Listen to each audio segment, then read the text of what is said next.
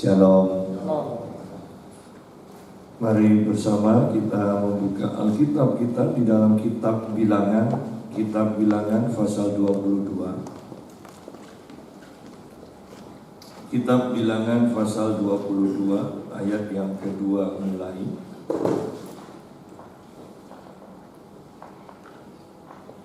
Balak memanggil Bileam. Balak bin Sifor melihat segala yang dilakukan Israel kepada orang Amori.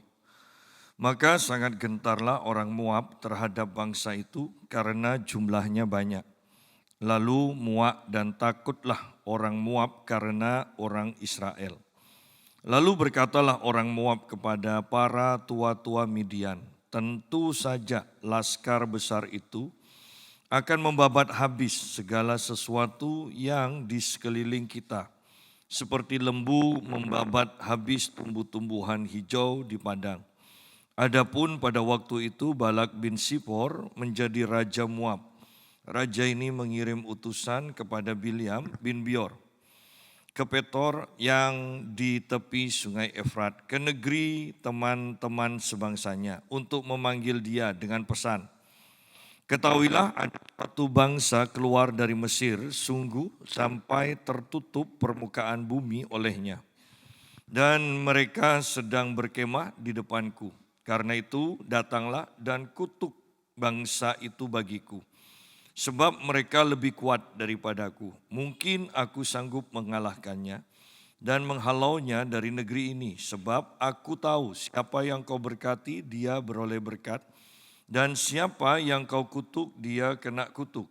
Lalu berangkatlah para tua-tua Moab dan para tua-tua Midian dengan membawa di tangannya upah penenung. Setelah mereka sampai kepada Bileam, disampaikanlah kepadanya pesan Balak. Lalu berkatalah Bileam kepada mereka, bermalamlah di sini pada malam ini, maka aku akan memberi jawab kepadamu sesuai dengan apa yang akan difirmankan Tuhan kepadaku. Maka tinggallah pemuka-pemuka Moab itu pada Bileam. Kemudian datanglah Allah kepada Bileam serta berfirman, siapakah orang-orang yang bersama-sama dengan kau ini? Dan berkatalah Bileam kepada Allah, Balak bin Sifor, raja Moab, mengutus orang kepadaku dengan pesan, ketahuilah ada bangsa yang keluar dari Mesir dan permukaan bumi tertutup olehnya. Karena itu datanglah serapalah mereka bagiku, mungkin aku akan sanggup berperang melawan mereka dan menghalau mereka. Lalu berfirmanlah Allah kepada Bileam, janganlah engkau pergi bersama-sama dengan mereka, janganlah engkau mengutuk bangsa itu sebab mereka telah diberkati. Kita berhenti sampai sini dulu. Jadi latar belakang dari cerita ini dijelaskan bahwa Raja Moab yaitu Balak melihat bangsa Israel yang sedang berjalan dan akan melewati daerahnya. Dan dia mengalami ketakutan karena jumlah bangsa Israel begitu besar, dikatakan dia ketakutan. Sehingga dia mengundang Bileam untuk mengutuki bangsa Israel. Dan kalau kita perhatikan di sini bahwa jelas dikatakan bangsa Israel itu adalah bangsa yang besar. Jumlahnya begitu banyak. Balak tahu bahwa dia kalah kekuatan dan tentunya Balak mendengar tentang perbuatan-perbuatan Allah melalui bangsa Israel. Bagaimana bangsa Israel mengalahkan bangsa-bangsa yang akan dilewati mereka. Nah, pernyataan dari Balak yang harus kita perhatikan, lihat ayat yang ke-6, ini sangat luar biasa. Karena itu datanglah dan kutuk bangsa itu bagiku, sebab mereka lebih kuat daripadaku. Mungkin aku sanggup mengalahkannya dan menghalaunya dari negeri ini. Sebab aku tahu siapa yang kau berkati, dia beroleh berkat, dan siapa yang kau kutuk, dia kena kutuk. Perhatikan seorang raja mengetahui kekuatan satu dari pemimpin rohani, Kedua, kekuatan dari perkataan. Secara jasmani, hitung-hitungan jumlah dan kekuatan, Balak mengakui kami kalah banyak, kami kalah kuat. Tetapi kalau kami ditambah oleh engkau, dia berkata kepada Bileam, kalau engkau ada di pihak kami, dan engkau mengucapkan perkataan-perkataan kutuk kepada bangsa yang lebih kuat dari kami, maka bangsa itu akan kalah. Perhatikan bahwa kepercayaan dari Balak kepada pemimpin rohani itu seharusnya menjadi contoh bagi kita untuk ditiru. Ya, kita mempunyai kekuatan jasmani melebihi mungkin orang-orang. Ingat, kita bisa kalah juga kalau sampai orang itu yang kalah kekuatannya mengandalkan kekuatan rohani dari seseorang. Bagaimana ketika persaingan bisnis misalnya. Kemudian yang satu yang awalnya kalah besar mungkin, kalah modal. Tetapi mereka pergi ke dukun. Yang kalah modal pada akhirnya bisa menang. Kenapa? Ada kekuatan rohani. Ya, ada kekuatan rohani yang mendukungnya. Sebagai orang yang percaya, seharusnya lah kita juga itu percaya kepada pemimpin rohani. Bahkan seharusnya ketika kita beribadah, jangan pulang sebelum doa berkat. Banyak orang kalau di sini mungkin tidak terasa, tetapi di kota-kota besar, apalagi gereja yang besar yang tempat parkirnya itu sukar, banyak ya yang hadir. Mereka biasanya setelah firman, mereka pulang, tidak nunggu doa berkat. Kenapa? Supaya enak, tidak rebutan keluarnya. Mereka tidak menyadari akan kuasa kata-kata berkat yang diucapkan di akhir ibadah itu. Ya. Bayangkan seorang raja, yaitu Raja Balak ini, mengatakan kami kalah jumlah, kami kalah kekuatan. Tetapi kalau engkau ada di pihak kami, kalau engkau mengucapkan kata-kata kutuk kepada bangsa yang lebih kuat itu, bangsa yang lebih kuat itu pun akan kalah. Wow, ini sangat luar biasa. Ya, oleh karena itu seorang pemimpin baik rumah tangga, pemimpin bisnis, dan sekarang juga diajarkan oleh motivator-motivator, bukankah kita harus menjaga perkataan kita? Walaupun itu bukan sesuatu yang baru. Alkitab katakan mati dan hidup dikuasai oleh lidah. Siapa suka menggemakannya akan memakan buahnya. Ketika kita menggemakan keberhasilan, kehidupan, maka itu yang akan kita terima. Ketika kita menggemakan kegagalan, ketakutan, kehancuran, kematian, itu juga yang akan kita terima. Semakin kita melatih perkataan kita, maka semakin ada kuasa di dalam perkataan itu. Dan ini diketahui oleh Balak. Rugi kalau kita sebagai orang Kristen yang sudah dijelaskan sedemikian rupa ya oleh Alkitab, dan kita tidak mempercayai kuasa dari perkataan, kita tidak mempercayai pentingnya pemimpin rohani yang ada di pihak kita. Ya. Jadi ini ayat yang ke-6 perlu kita cerna baik-baik. Ya. Kadang bahwa keberhasilan atau kegagalan dari jemaat Tuhan itu tanpa sadar dipengaruhi oleh perkataan-perkataan pemimpin, atau tanpa sadar itu dipengaruhi oleh sikap kita kepada pemimpin. Ya. Kita tidak hanya berjalan secara jasmani. Ingat, kita disebut manusia rohani. Oleh karena itu, pemimpin rohani, perkataan-perkataan roh itu akan mempengaruhi kehidupan kita. Nah, kita lanjutkan sekarang. Lalu berangkatlah para tua-tua Moab dan para tua-tua Midian dengan membawa di tangannya upah penenung. Setelah mereka sampai kepada Bileam, disampaikanlah kepadanya pesan Balak, bahwa ketika mereka meminta bantuan dari Bileam, Balak itu menyuruh anak buahnya, pesuruh-pesuruhnya untuk membawa upah juga, ya. Membawa upah.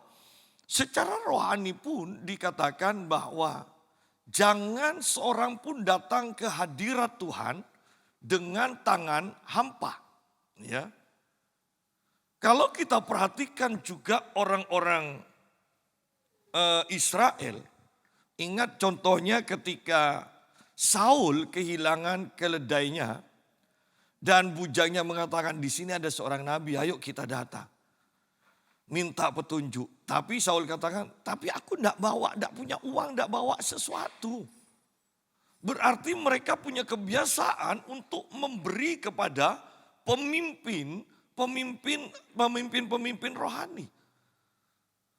Dan bujangnya katakan, tenang, aku ada sedikit. Pokoknya jangan datang dengan tangan hampa. Rasul Catherine Creek itu mengajarkan di bukunya begini. Ada orang-orang yang gagal, ya, ada orang-orang yang gagal dalam bisnisnya. Kenapa? Karena mereka menabur di tempat yang salah. Mereka pergi ke dukun dan di sana mereka memberi. Ini dikatakan, ini menabur, dikatakan. Mereka, ini bukan doktrin gereja, dia jelaskan, tetapi ini suatu kejadian khusus. Jadi tidak perlu selalu harus seperti ini, karena ini bukan doktrin, ya. Tetapi satu kejadian khusus, Rasul Catherine Creek atas pimpinan Roh Kudus mengajarkan, menyarankan orang yang sudah pergi ke dukun dan membayar dukun itu, artinya ini menabur ke tempat yang salah. Dia katakan, untuk membatalkan itu, engkau harus menabur di tempat yang benar. Di gereja, kepada pemimpin yang benar. Dan ketika ini dilakukan, maka keadaan dari orang yang gagal itu berubah. Keberhasilan demi keberhasilan. Jadi dikatakan, tidak bisa. Apa yang kita tabur itu kemudian kita hanya mengatakan, minta ampun, tapi engkau tidak menabur lagi di tempat yang benar, dikatakan. Sebab apa yang engkau tabur, itu yang akan engkau tuai, dikatakan. Engkau menabur ke dukun, maka hasil kematian dari taburan kita itu, kita akan nikmati, dia katakan. Ya. Ingat sekali lagi, ini bukan doktrin, ini kejadian khusus. Ya, untuk membatalkan kutuk, untuk membatalkan tuaian dari taburan yang salah, itu harus menabur di tempat yang benar. Ya. Nah, ayat yang ketujuh, mereka membawa upah bagi penenung, upah kepada Bileam. Mereka diterima oleh Bileam, lalu berkatalah Bileam kepada mereka, bermalamlah di sini pada malam ini. Maka aku akan memberi jawab kepadamu sesuai dengan apa yang akan difirmankan Tuhan kepadaku. Maka tinggallah pemuka-pemuka Moab itu pada Bileam. Sampai di sini sikap Bileam itu benar. Ya. Dia mengatakan, tunggu dulu, aku cari Tuhan dulu. Aku cari firman Tuhan dulu. Wow, ini benar. Walaupun pada akhirnya kita lihat bahwa di dalam kitab Yudas, bahwa Bileam terkenal dengan sebutan kesesatan Bileam yang harus kita menjadi pelajaran bagi kita. Jadi Bilyam adalah seorang nabi. Iya. Nabi yang benar awalnya. Iya. Ada kuasa dalam perkataannya. Iya. Artinya nubuatan-nubuatan itu selalu terjadi. Sehingga dia diakui. Ada kuasa dalam perkataannya. Nah, ayat 9 mengatakan kemudian datanglah Allah kepada Bilyam serta berfirman, siapakah orang-orang yang bersama-sama dengan engkau itu? Sampai di sini seharusnya manusia roh atau batin atau hati dari Bilyam ini pasti sudah ada enak. Ya, perkataan ini sepertinya hal yang biasa. Apakah Anda berpikir ini hanya pembukaan basa-basi dari Allah kepada Bilyam? Tidak. Dengan perkataan ini kan seharusnya kita dek gitu loh. Memangnya Tuhan tidak tahu siapa orang itu? Oh tahu pasti. Kenapa Tuhan masih bertanya? Ya, di sini dikatakan, siapakah orang-orang yang bersama-sama dengan kau itu? Anda bisa bayangkan ketika Anda punya anak, kemudian anak Anda membawa temannya, pakaian sobek-sobek banyak tatonya, dan Anda mungkin bertanya, siapa itu temanmu? Nah, Anda lihat bahwa Anda itu seharusnya tahu pertanyaan ini bukan pertanyaan ketidaktahuan dari orang tuanya, tetapi pertanyaan karena tidak senang. Ya. Seharusnya ini sudah membuat Bilyam berhati-hati. Tuh, ada yang salah ini. Ya, ada yang salah. Ini bukan pertanyaan sederhana. Ya. Siapakah orang-orang yang bersama-sama dengan engkau ini? Seakan-akan tersirat Tuhan mau mengatakan, seharusnya engkau tidak bergaul dengan orang seperti ini. Seharusnya orang seperti ini tidak engkau terima. Ya. Seharusnya di sini aja. Seharusnya Bilyam sudah mulai berbalik. Ya, sudah bertobat seharusnya. Tetapi kita lihat selanjutnya. Ketahuilah ada dan berkatalah Bilyam kepada Allah, Balak bin Sifor, Raja Moab mengutus orang kepadaku dengan pesan. Ketahuilah ada bangsa yang keluar dari Mesir dan permukaan bumi tertutup olehnya. Karena itu datanglah, serapamarlah mereka bagiku. Mungkin aku akan sanggup berperang melawan mereka dan menghalau mereka. Lalu berfirmanlah Allah kepada Bilyam, janganlah engkau pergi bersama-sama dengan mereka. Janganlah engkau mengutuk bangsa itu, sebab mereka telah diberkati. Wow.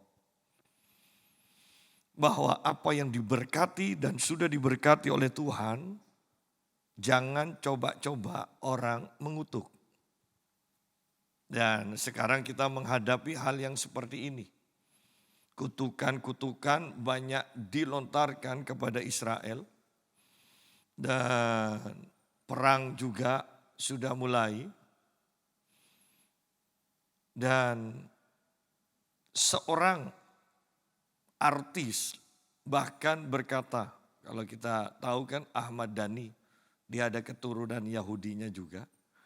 Dia yang bukan orang Kristen aja mengatakan kalau menurut sejarah, menurut buku kitab suci baik Kristen maupun Islam, tidak ada yang akan bisa mengalahkan orang Yahudi, orang Israel. Itu sudah tertulis, dia katakan seperti itu. Tetapi toh masih banyak juga orang-orang bahkan orang Indonesia, pemimpin Indonesia mengutuki bangsa Israel. Ya. Tuhan di sini mengatakan apa yang sudah diberkati Tuhan jangan coba-coba engkau kutuk. Ya. Tetapi juga kebenaran yang harus kita terima, waspadai di akhir zaman ini.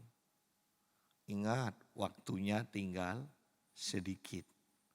Seharusnya kita lebih sungguh-sungguh dengan Tuhan. Ya.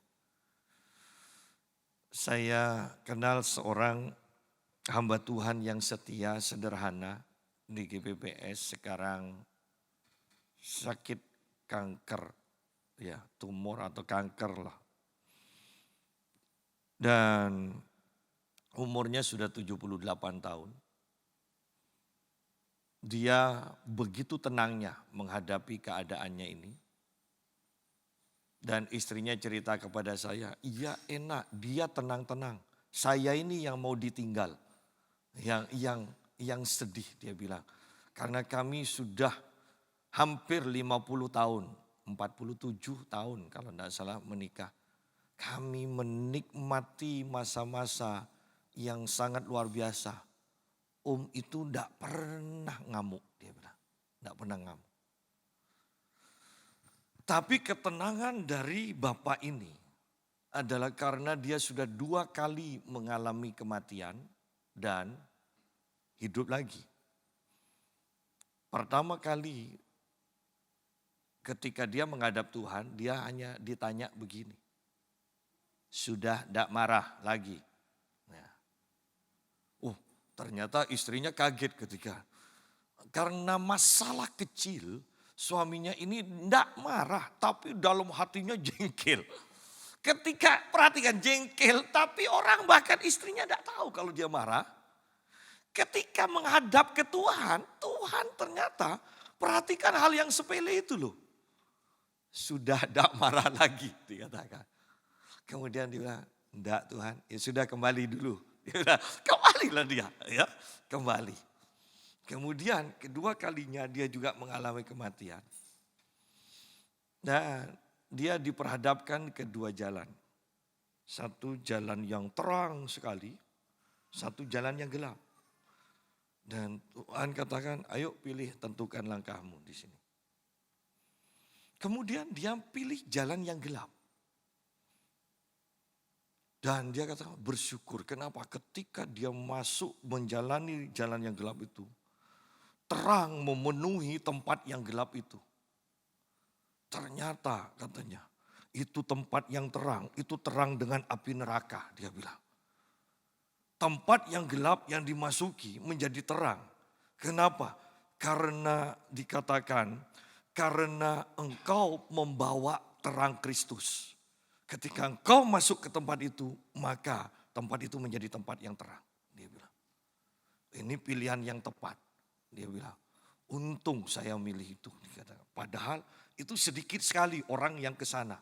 Yang dipilih tempat yang terang itu banyak berbondong-bondong dikatakan. Nah, 2 kali pengalaman ini. Dia kembali diusir untuk kembali. Sehingga menghadapi kematian ini.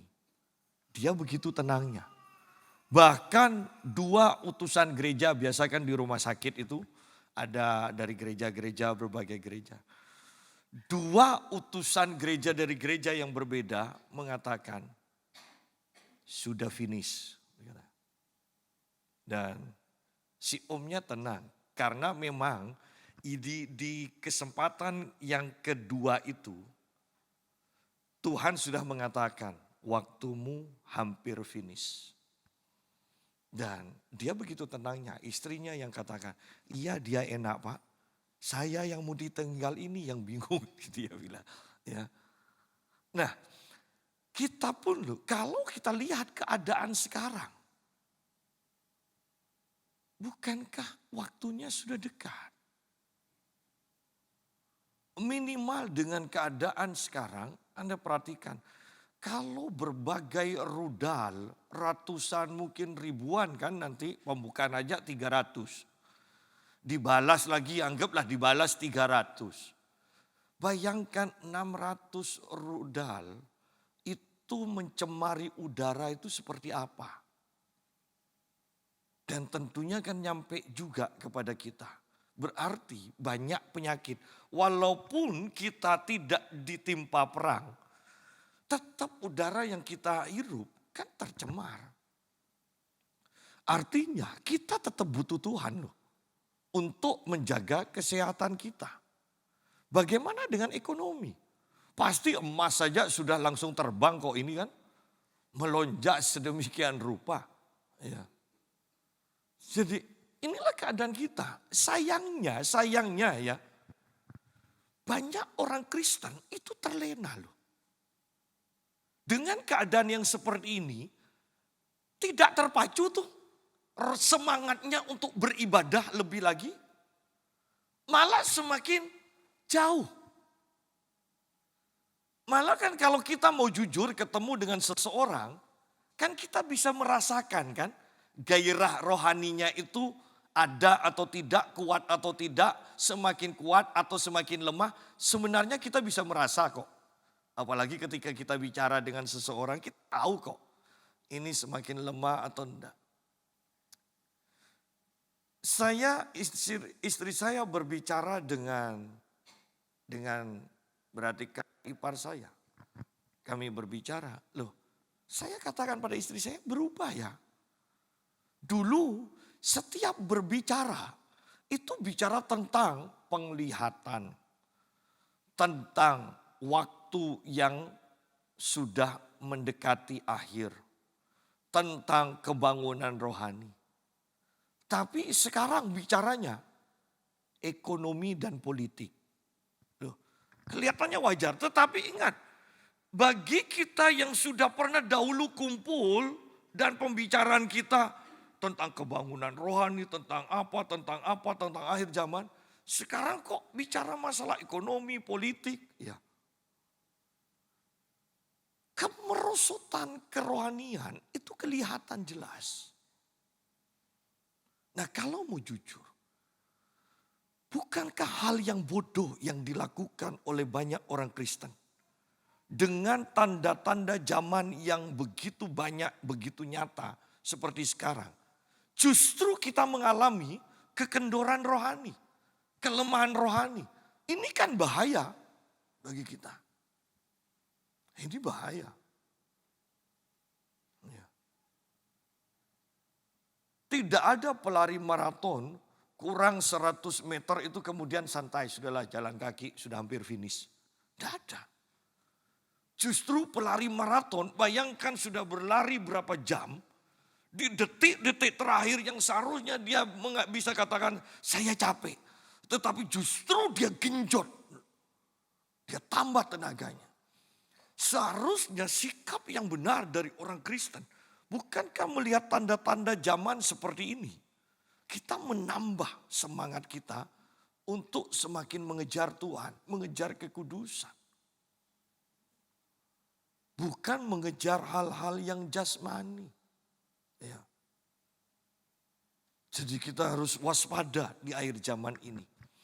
Memang zamannya dengan segala keadaan yang kita hadapi, itu akan membawa kita kalau tidak hati-hati kepada kelemahan rohani.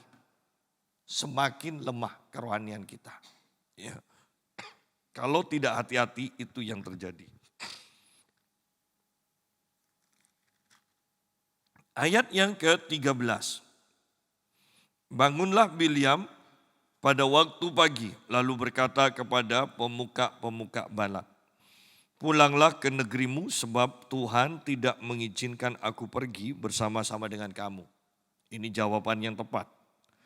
Lalu berangkatlah pemuka-pemuka Moab itu dan setelah mereka sampai kepada Balak, berkatalah mereka, Bileam menolak datang bersama-sama dengan kami. Wow, Bileam hebat. Sampai di sini Bileam hebat. Tetapi ingat ketika kita menang dalam satu peperangan, ya bukan berarti kita akan terus menjadi pemenang yang dinobatkan, masih ada peperangan yang lain.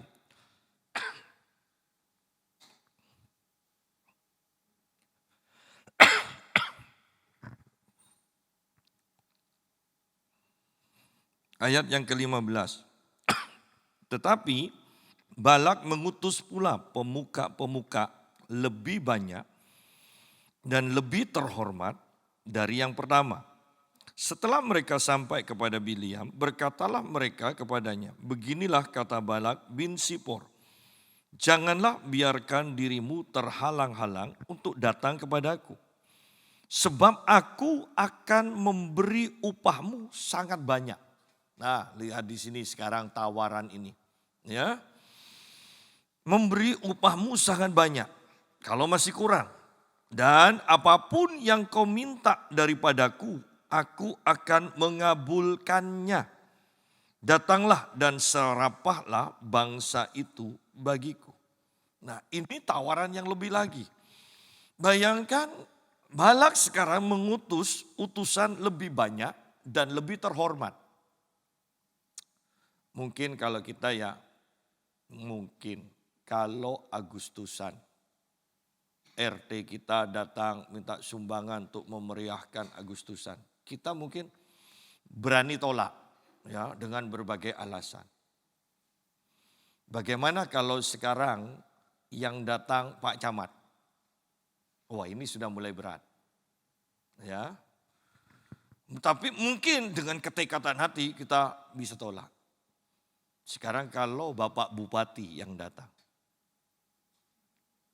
Wah Pak, saya tolak. Ya, kalau Presiden Jokowi yang datang. Itu akan semakin sukar. Anda bayangkan aja lah keadaan seperti itu. Nah, ini yang dihadapi oleh Bilyam. Sekarang utusan dari Raja Balak adalah orang-orang yang lebih terhormat dari yang sebelumnya.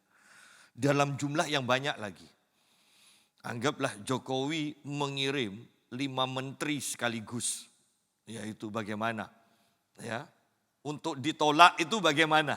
Ya. Tetapi ingat juga kejatuhan dari Saul sehingga pengurapannya itu diangkat oleh Tuhan. Itu gara-gara Saul takut kepada manusia dibandingkan takut kepada Allah. Saya tahu keadaan ini tidak mudah untuk kita lewati.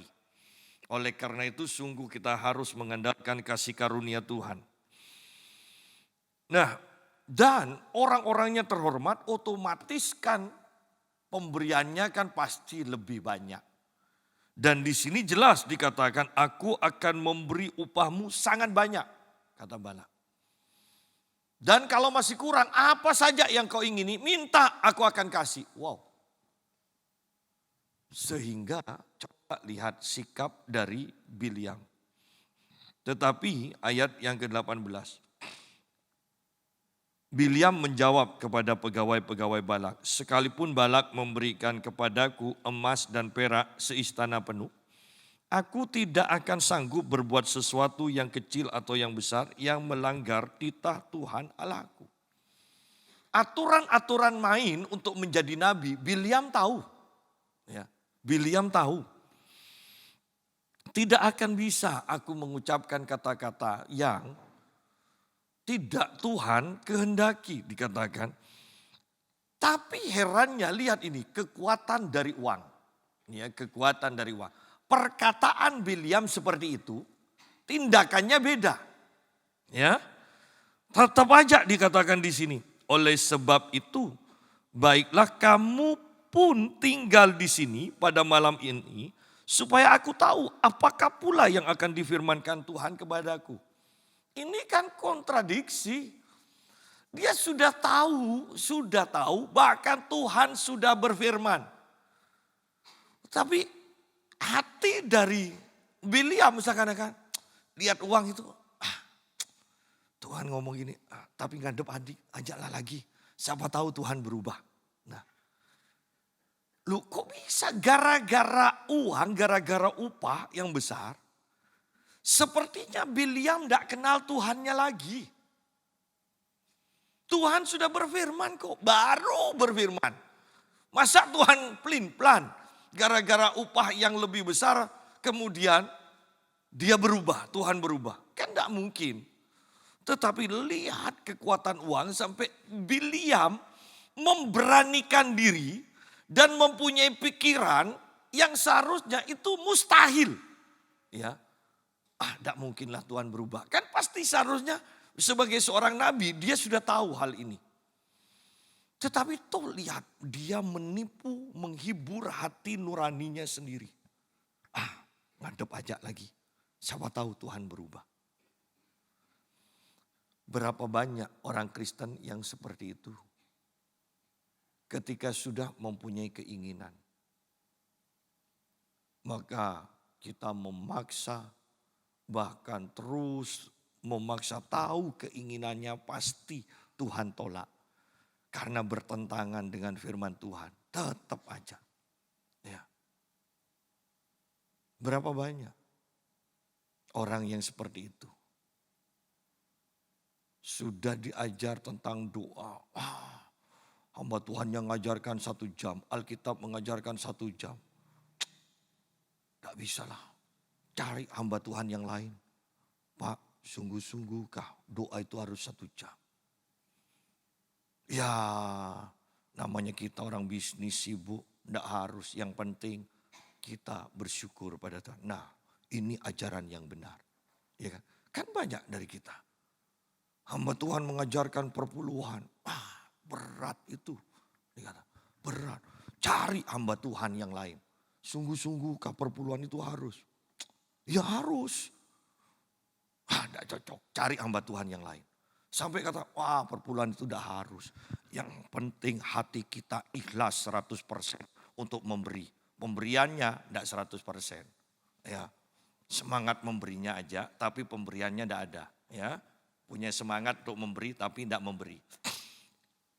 Ketika orang katakan begitu, ini ajaran yang benar. Ya kan? Saya kenal seorang pemimpin rohani, punya anak, ditinggal oleh istrinya. Kemudian anak ini mau kawin lagi. Pemimpin rohani ini awalnya bergumul, ini tidak benar. Tetapi namanya anak, ingin kawin lagi, masih muda lagi.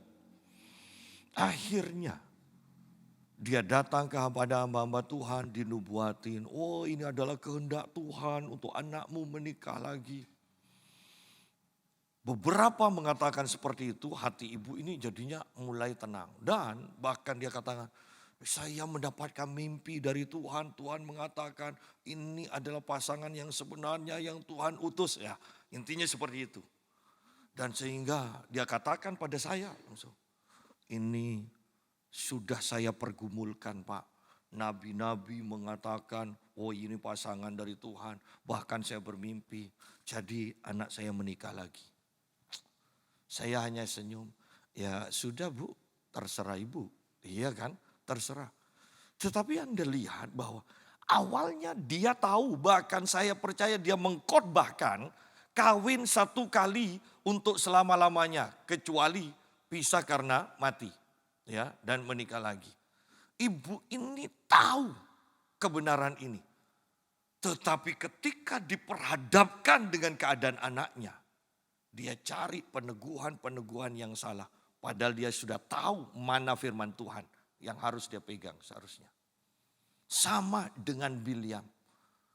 Sudah tahu Tuhan tidak izinkan dia berangkat. Dia coba datang lagi.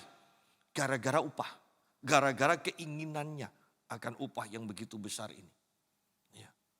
Siapa tahu Tuhan berubah. Berapa banyak dari kita yang seperti itu? Ibadah penting, iya. Tetapi berapa banyak kita menipu hati nurani kita sendiri. Ini kesempatan yang Tuhan beri. Saya yakin ini 1 kali untuk seumur hidup yang Tuhan berikan. Ibadah kan masih ada minggu depan. Oh iya kalau Anda sampai minggu depan. Kalau Anda hanya sampai Sabtu. Ya. Banyak orang sikapnya seperti itu. Lihat Bilyam di sini. Dia datang kepada Tuhan. Ayat 20. Datanglah Allah kepada Bilyam pada waktu malam serta berfirman kepadanya. Jikalau orang-orang itu memang sudah datang untuk memanggil engkau. Bangunlah, pergilah bersama-sama dengan mereka. Tetapi hanya apa yang akan kufirmankan kepadamu harus kau lakukan. Wow. Maka dikatakan lalu bangunlah Bilyam pada waktu pagi. Penuh semangat. Mau cepat-cepat berangkat. Ya.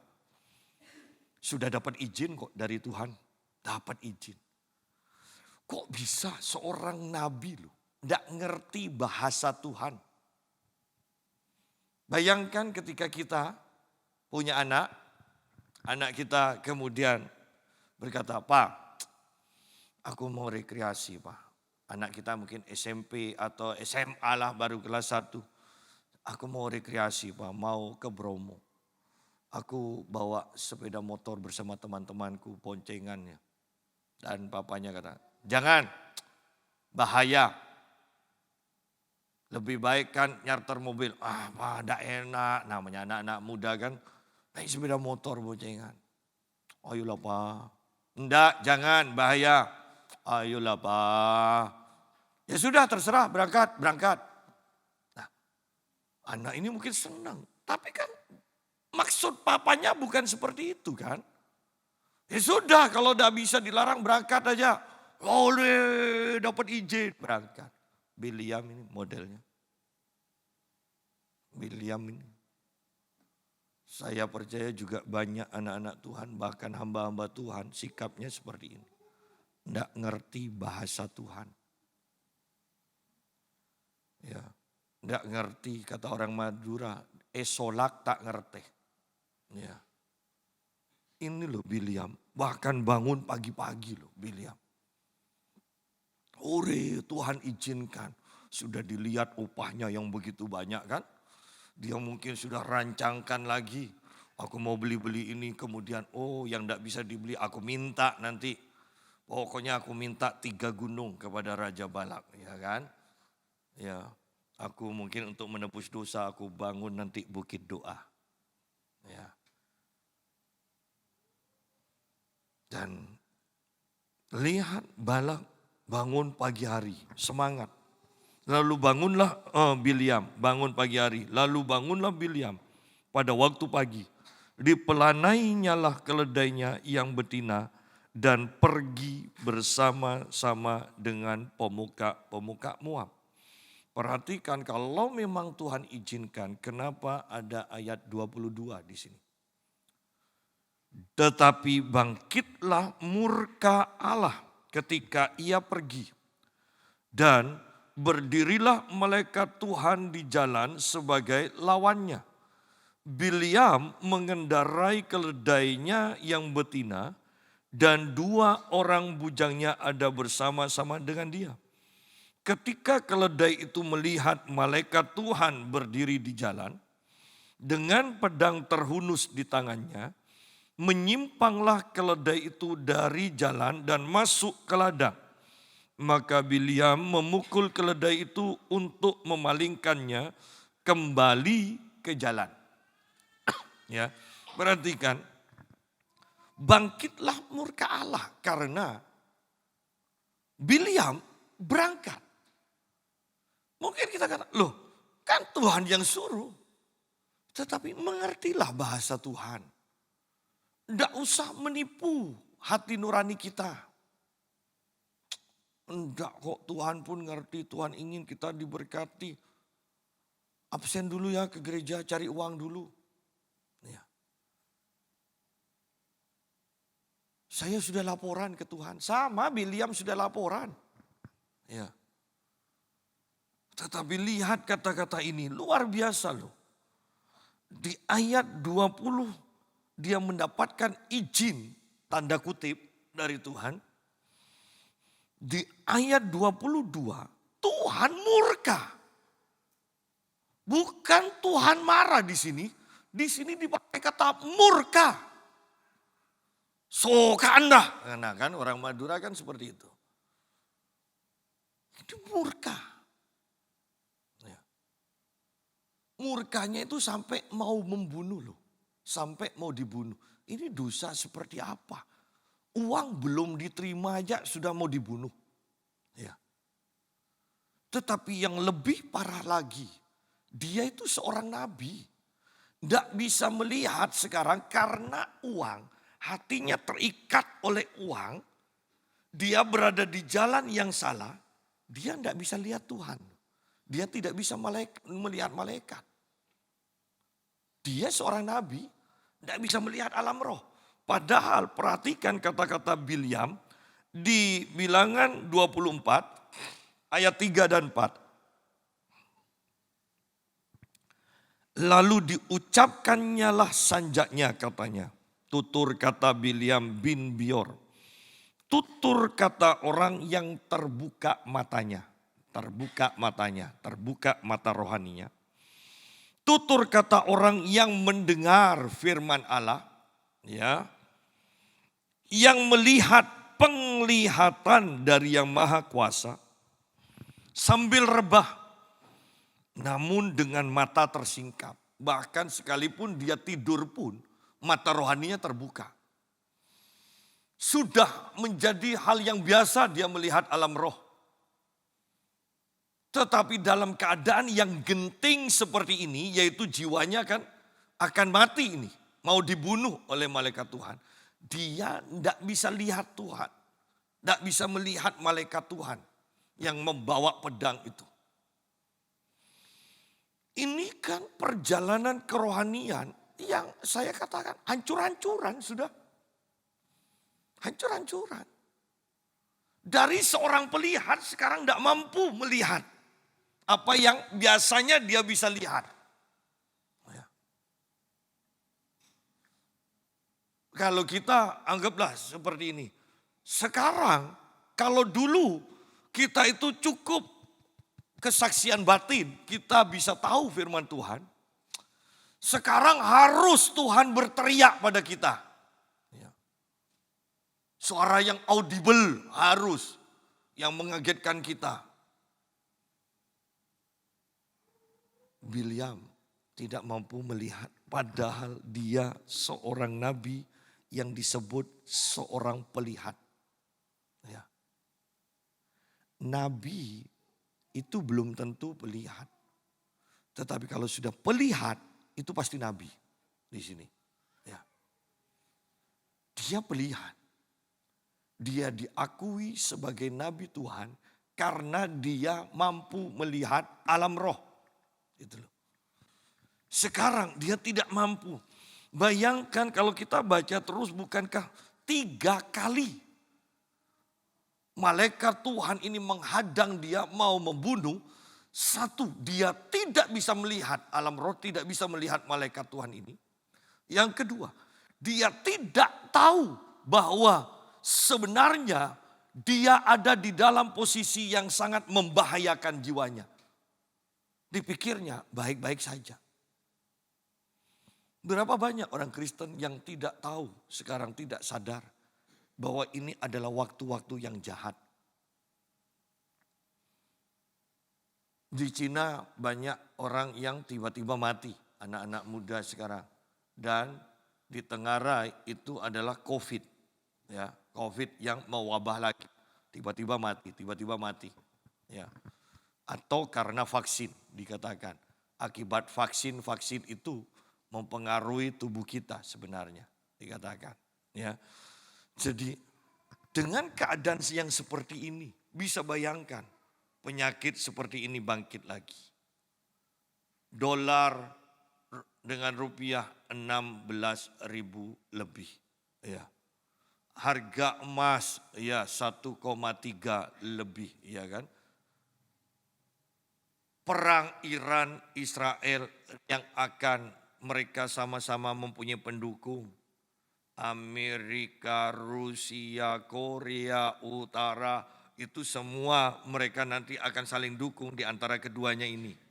Ya, Indonesia ada di pihak mana kan? Minimal mendukung omongan kan, walaupun tidak mendukung rudal. Ya. Tetapi kan dari semuanya ini, secara moral LGBT itu diakui.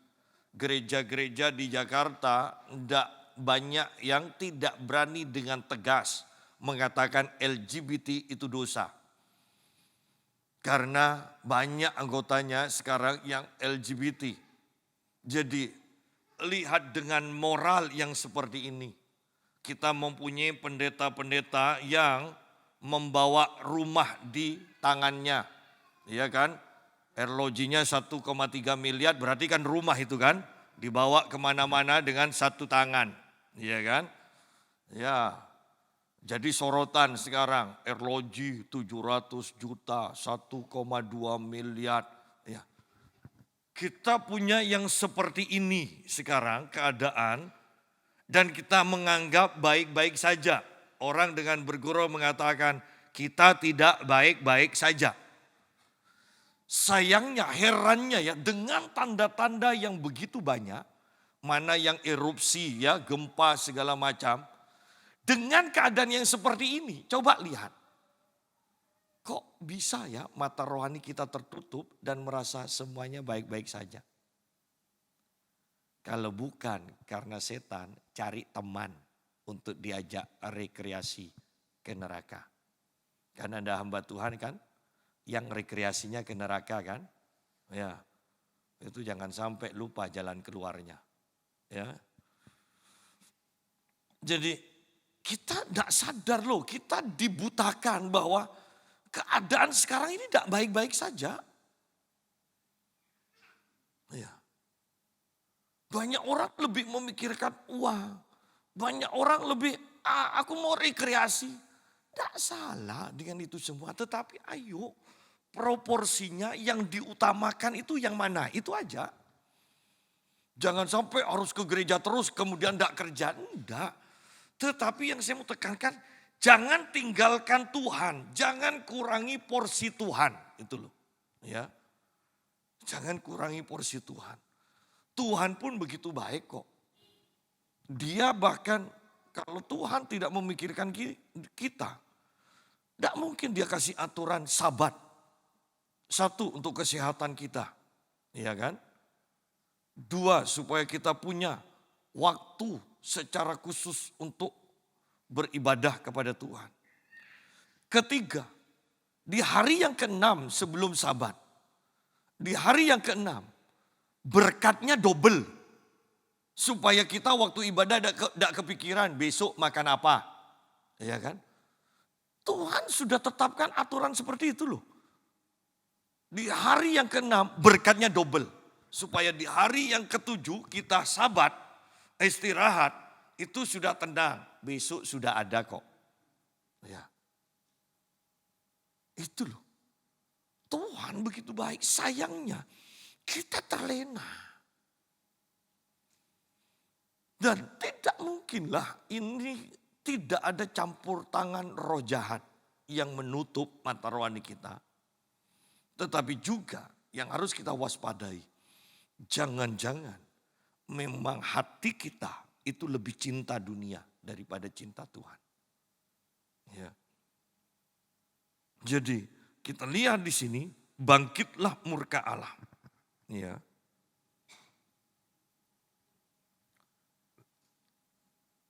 Tuhan murka, Bileam mata rohaninya tidak bisa terbuka melihat alam roh lagi. Dan lebih parah lagi, keledainya sekarang yang bisa lihat. Loh ini kan perumpamaan, bayangkan ini kejatuhan dari Bileam. Bukan hanya dia kalah dengan manusia biasa, di sini bandingannya adalah keledai. Keledai aja bisa lihat kok malaikat di hadapannya. Kok ini sekarang yang disebut nabi dan yang mengakui dirinya sendiri dan diakui oleh orang lain, dia itu pelihat. Masa tidak bisa lihat ada malaikat di depannya? Oh, ini kan kejatuhan yang parah. Bisa bayangkan Anda dibandingkan dengan keledai? Bu, itu kan penghinaan sama sekali kan? Penghinaan yang luar biasa loh. Bodoh, keledai aja lebih pintar dari, wah ini kan carok-carok kalau kita dikatakan seperti ini. Iya kan? Tetapi ini loh yang terjadi. Seorang nabi tidak bisa lihat alam roh. Keledai sekarang bisa lihat alam roh. Ya. Nanti sore kita akan lanjutkan kejatuhan demi kejatuhan dari Bileam ini yang terus semakin jatuh, semakin jatuh, semakin jatuh. Ya.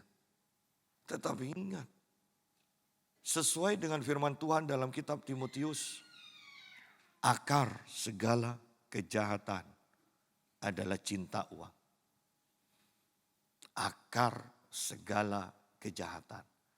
Jadi jangan remehkan kita cinta uang, karena itu akar dari berbagai macam kejahatan.